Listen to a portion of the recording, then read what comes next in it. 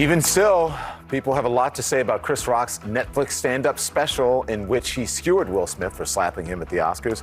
I've been hearing from a lot of people, primarily black women, who think that the coverage of the special is missing the mark. Rock's strongest words appear to be directed to or at Jada Pinkett Smith, the target of his Oscars joke last year.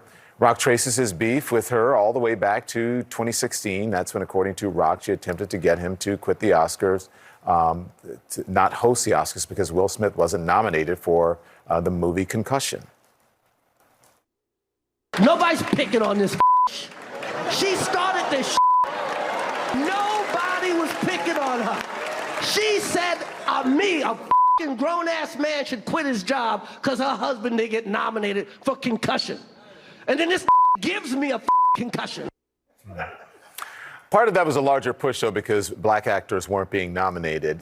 But critics also blasted Rock for making black people the butt of his jokes to appeal to a white audience. And our next guest writes that Rock, quote, deserved to be slapped. So joining us now is a senior writer at The Root, Candace McDuffie. Good morning to you. Why did you think he deserved to be slapped? It's not so much about being slapped as much as it is about accountability, right? He has made black women specifically the butt of his jokes for years, and he's finally being held accountable. So I feel like this kind of sets the precedence, going forward, hopefully that people will be more careful about how they treat and discuss, black women. People are going to focus on your words saying, is Candace McDuffie condoning violence, saying that, that Will Smith should have slapped Chris Rock?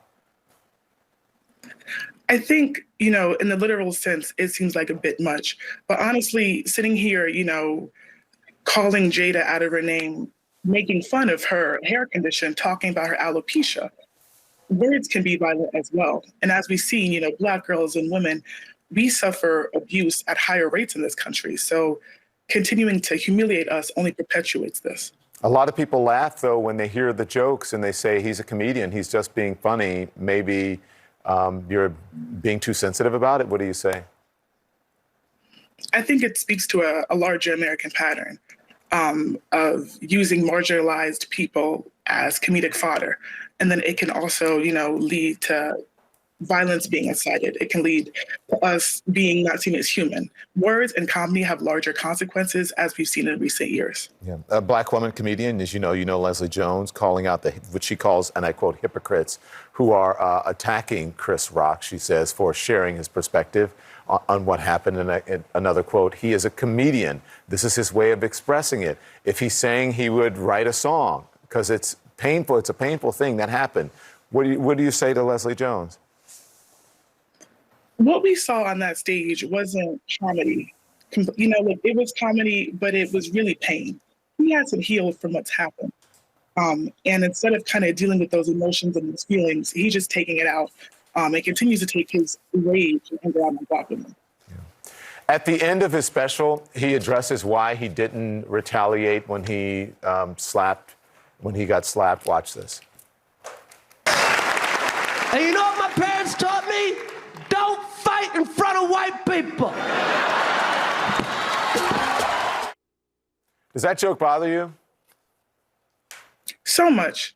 You're telling me that black people can't fight in front of white people, but you can humiliate black people in front of white people. There was recently a clip that resurfaced of him with Jerry Seinfeld and Ricky Gervais and Louis C.K., where he gave Louis C.K. the pass to say the N-word. How is that okay? Right? But we have to act a certain way, but it doesn't apply to him. Candace McDuffie, I'm so glad you could join us this morning. Thank you very much.